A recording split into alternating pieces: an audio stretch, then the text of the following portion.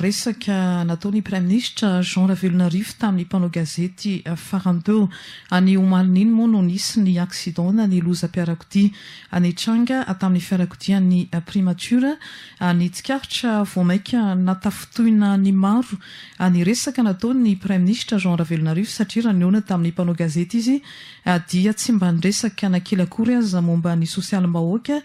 sy ny fepetra maika tokony horaisina amin'ny fahasairana ny vahoaka malagasy amin'izao fotoana izao mba ampafiry ny arena mivoaka antsokosoko avy eto Madagasikara moa Michel Ralbert ny tavoangina whisky anjato na anarivony voalaza ny Prime Ministre fa atratra antsokosoko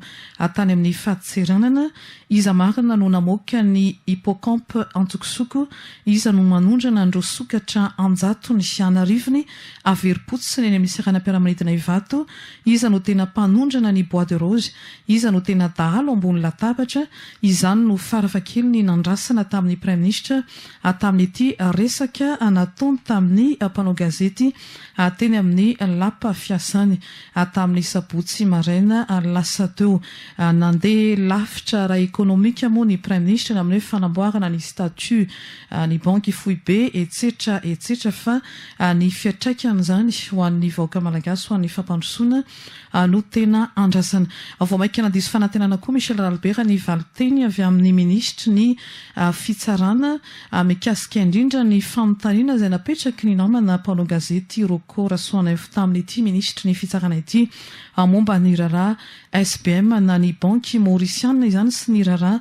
izay fanolanany amin'ny mpandraraha malagasy anankiray. Efa nentintsika teto matetika ity raharaha ity Michel Ralbert ary rehefa tonga teo anoloany ny ministre ny fitsarana moa satria fampiarana ny lalàna no noresahana sy ambetiny resaky ny Prime Ministre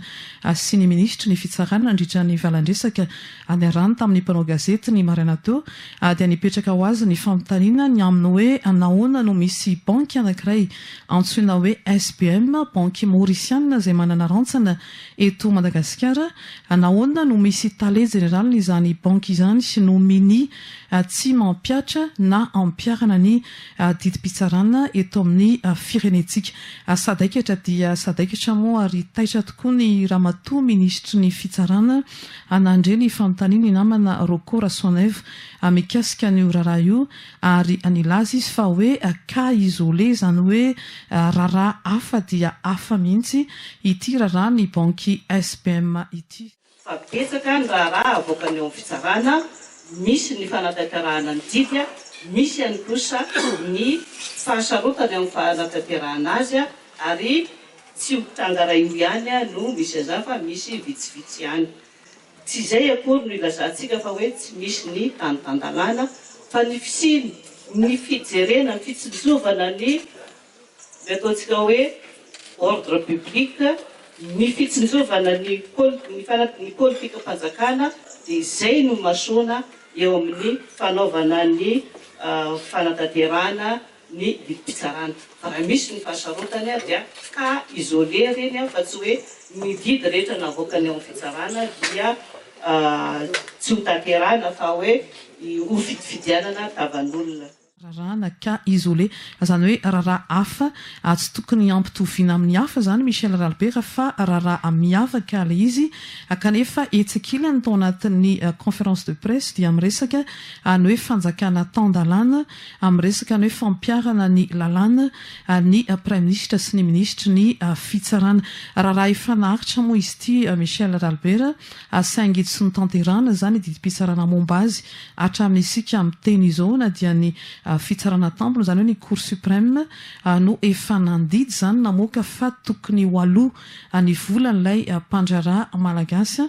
kanefa dia manetsy tadiny tsy mirarahana zany ny talen'ny banky SBM ary dia mbola nanamafy moa zany ny ministre ny fitsarana fa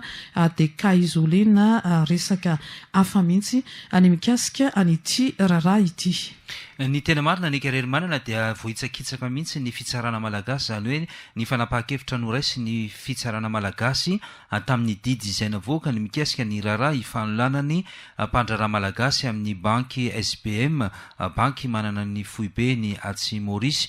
dia vohitsakitsaka ary ny refesiny mihitsy ny fitsarana malagasy amin'ny tsy fanatanterahana ny didy. Misy anefa ny lalàna izay mamaritra an'izany ny fanatanterahana ny didy izany araka ny voalaza ny andiny ny faraika amin'ny 20 sy 200 ao amin'ny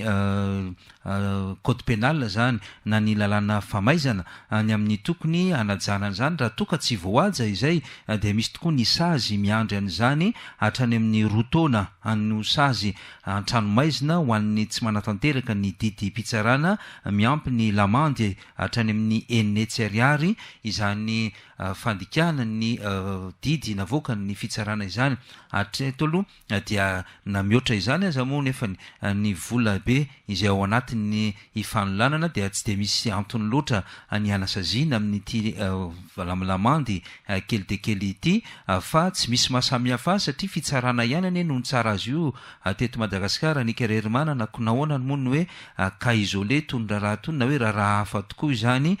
nefa dia tena ao anatin'ny raha-pitsarana fa ny tsy fanatanterahana moa dia ny fahafantarana fa ny SBM dia mety mihoatra noho ny fanjakana ny fahefana ananany ka tsy misy nizaniza afaka mibaiko itony banky itony.